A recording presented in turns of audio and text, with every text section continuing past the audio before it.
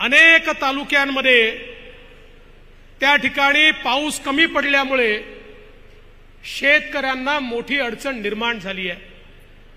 पण मला एका गोष्टीचं समाधान आहे की यावर्षी आपण निर्णय केला आणि मुख्यमंत्री एकनाथराव शिंदेजी यांच्या नेतृत्वामध्ये 1 रुपयामध्ये पीक विम्याची योजना ही या ठिकाणी आपण जाहीर केली।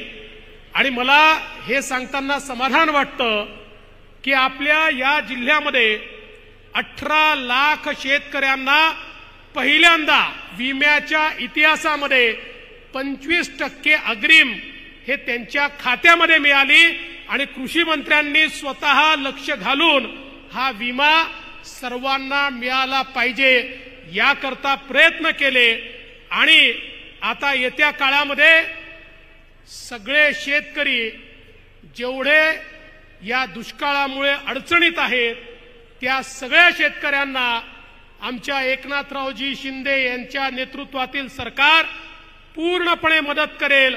कुठलाही शेतकरी आम्ही वाऱ्यावर सोडणार नाही हा आपल्याला आश्वासित करण्याकरता या ठिकाणी मी आलेलो आहे। आमच्या शेतकऱ्याला स्थैर्य यावं आणि त्याच्या शेतमालाला योग्य भाव मिळावा हा प्रयत्न आपल्या सरकारच्या माध्यमातून चाललाय।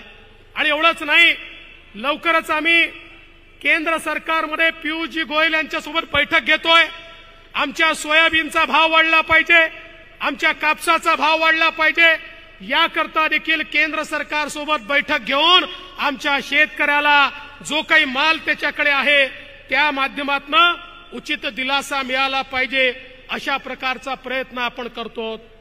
मला एका गोष्टीचा अजून उल्लेख केला पाहिजे, आमच्या शेतकऱ्यांची सातत्याने मागणी असते ती आम्हाला दिवसा 12 तास वीज मिळाली पाहिजे। ही दिवसा 12 तास वीज मिळाली तर आमचा शेतकरी आपल्या हाडाचं काळं करतो, रक्ताचं पाणी करतो आणि त्या ठिकाणी आपल्या मेहनतीतून शेतमाल पिकवू शकतो। पण आपण वर्षानुवर्ष अर्धे दिवस सकाळी अर्धे दिवस रात्री वीज देतो, शेतकऱ्याला रात्री त्या ठिकाणी शेतीमध्ये जावं लागतं। आणि म्हणून आपण निर्णय केला, मुख्यमंत्री सौर कृषी वाहिनी योजना सुरू केली।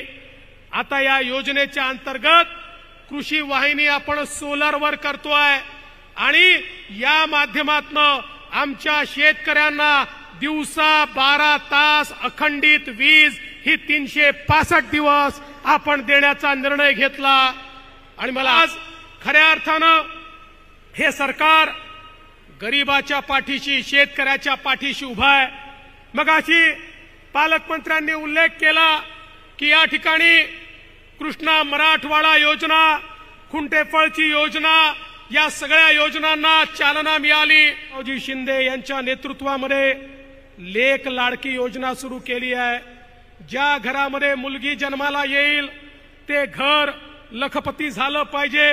मुलगी जन्माला आली की 5000 रुपये, ती पहिल्या वर्गात गेली की 5000 रुपये, ती 7व्या वर्गात गेली की त्या ठिकाणी 8000 रुपये, ती 11व्या वर्गात गेली की 8000 रुपये आणि ती 18 वर्षाची झाली की 75,000 रुपये, असे 1 लाख रुपये ज्या घरामध्ये मुलगी जन्माला येईल ते घर लखपती करण्याचा निर्णय आपण या ठिकाणी घेतलेला आहे। आणि एवढंच नाही तर एक अजून निर्णय घेतलाय, आमच्या माता भगिनींनी त्या निर्णयाचं मोठं स्वागत केलं आहे। आता आमच्या माता भगिनींना एसटी मध्ये जो काही प्रवास आहे तो माता भगिनींकरता 50% तिकिटामध्ये आपण केलाय। 50% मोफत माता भगिनींनी मुख्यमंत्र्यांचं टाळ्या वाजवून स्वागत केलं पाहिजे की माता भगिनींना आता 50%च पैसे लागतात। आणि आता घरच्या लोकांना सांगितलं पाहिजे की आता तालुक्याच्या ठिकाणी, जिल्ह्याच्या ठिकाणी जायचं असेल तुम्ही घरी बसा, मी जाऊन येते, कारण मी गेली तर अर्ध्या पैशातच काम होतं हे सांगण्याची आज आवश्यकता या ठिकाणी आहे।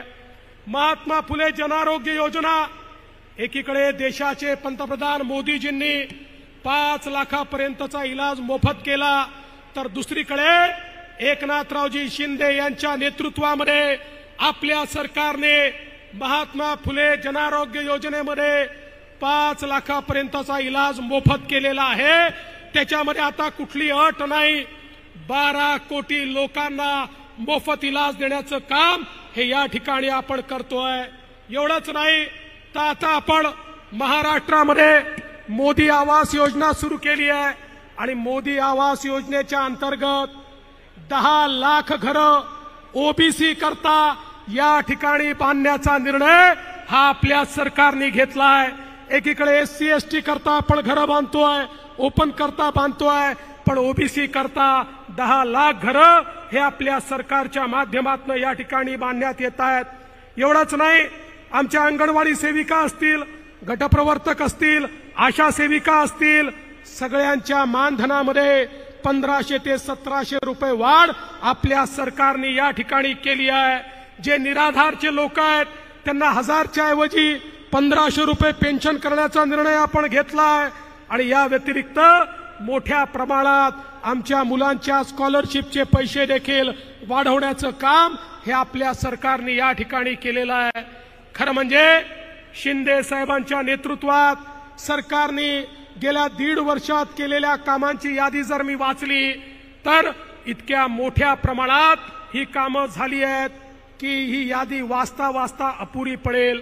पण या निमित्ताने आज एक मागणी धनंजयजी तुम्ही पण केली आहे, पंकजाताईंनी पण केली आहे, ती म्हणजे वैद्यनाथाचं जे विकास आराखडा आपण तयार केलाय त्याला केंद्र सरकारने देखील पैसे दिले पाहिजेत।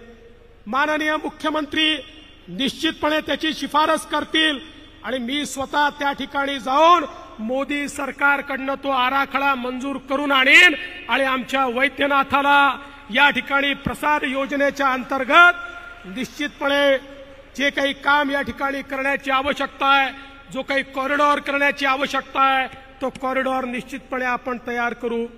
खरं म्हणजे वेळ खूप झालाय, मुख्यमंत्र्यांचं भाषण देखील ऐकायचं आहे, पण या निमित्ताने एवढंच सांगतो, आम्ही तिघं एकत्रित आलोत आणि आम्ही तिघं एकत्रित आल्यानंतर आमच्या मनामध्ये एकच ध्यास आहे, महाराष्ट्राचा विकास, महाराष्ट्राला पुढे घेऊन जाण्याचं काम आम्ही करतोय। पण काही लोकांना ते नको आहे, त्यामुळे ते लोक रोज ज्या प्रकारचे बेताल वक्तव्य करतात आम्ही त्याच्याकडे लक्षही देत नाही। आता काल परवा 4 राज्याच्या निवडणुका झाल्या। आता निवडणुकांमध्ये सीएम साहेबांना आणि मला प्रचाराला बोलवलं, आम्ही प्रचाराला गेलो, आम्ही गेलो तिथेही चांगला विजय मिळाला। आता काही लोकांना तेही पोटात दुखतं, म्हणाले तुम्ही दुसऱ्या राज्यात का गेले? अरे तुम्हाला बाजूच्या घरात कोणी बोलवत नाही, आम्हाला दुसऱ्या राज्यात बोलवतात, तर तुमच्या पोटामध्ये का दुखतं? हा माझा सवाल आहे।